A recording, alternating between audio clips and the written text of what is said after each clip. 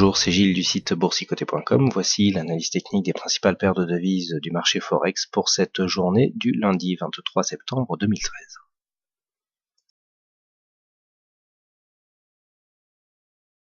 Nous commençons cette analyse avec la paire de devises euro-dollar, donc une paire de devises qui part bien ici dans cette phase de consolidation. Nous avions constaté ici une cassure du retracement des 23,6%.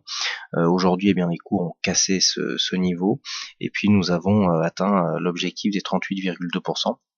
1,3481. Après donc cet objectif, les cours sont remontés. On a confirmé ici la zone des 23,6 comme une zone de résistance, et là actuellement les cours se stabilisent. Donc on est bien ici dans une phase de consolidation. Le premier objectif a été atteint. Nous avons ici les indicateurs qui nous indiquent bien cette consolidation en cours. On pourrait très bien ici s'arrêter là, puisqu'on voit avec le MACD une belle amplitude, un retour ici sur cette moyenne mobile 20 exponentielle. Là il va falloir attendre un petit peu, voir si cette consolidation est terminée, ou si il peut encore s'agir que d'un début de mouvement, avec donc des objectifs sur les prochains niveaux de Fibonacci. Donc pour le moment, on reste en attente. Ici sur la moyenne mobile 20 exponentielle, un mouvement de rebond peut se déclarer. Ce mouvement de rebond sera confirmé sur un dépassement ici des 1,3569, ce qui donnerait un signal de continuité de mouvement haussier. Par contre, à contrario, si nous observons ici, suite à ce premier contact, à une cassure du retracement des 1,3481, donc retracement des 38,2%, qui sera confirmé par une cassure des 1,3476, qui était un support déjà identifié, donc qui était un support horizontal, et bien l'objectif sera ici la zone 50,61,8 qui se situe entre 1,34,53 et 1,34,26, donc objectif de consolidation de ce mouvement, donc qui fait suite ici à une consolidation de ce mouvement haussier qui avait eu lieu mercredi dernier. Donc pour l'instant en phase d'attente, puisque on peut très bien repartir dans les deux sens. Il faudra surtout surveiller le MACD, puisque à cette amplitude là, on peut avoir des retournements qui s'effectuent pour donner un signal de continuité de tendance.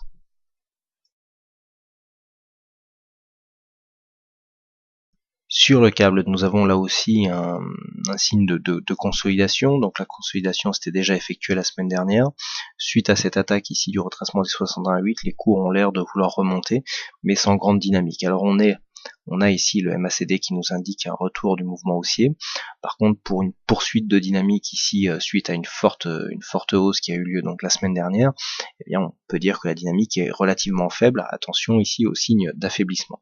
Quoi qu'il en soit, si on s'éloigne un petit peu, les cours restent ici au-dessus de cette moyenne mobile 20 exponentielle qui a bien joué son rôle ici de support, et qui donc donne pour l'instant des signes de continuité de cette tendance haussière. Alors pour l'instant, on est aussi en attente, un petit peu comme sur l'euro-dollar, même si les niveaux sont différents.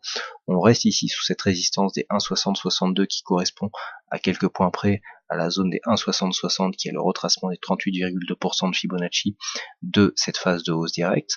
On reste ici sous cette zone en tant que résistance, et donc entre cette zone et la moyenne mobile 20 exponentielle, ou la zone ici de retracement des 50%.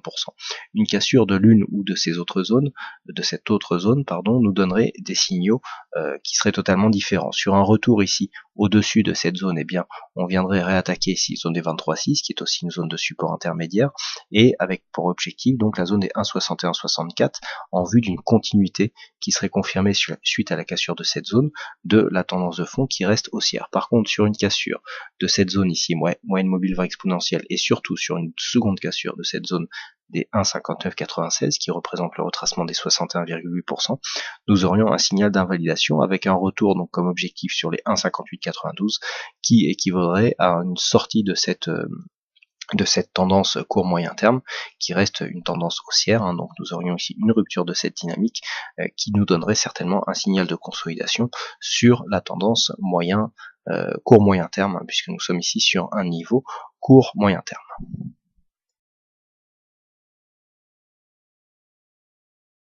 Sur le dollar yen, bon, c'est le statu quo, nous avions ici une phase de hausse, mais les cours continuent à évoluer ici dans une zone de range à moyen long terme. Nous sommes toujours donc dans cette évolution, tendance de fond moyen long terme qui reste neutre, voire très légèrement haussière.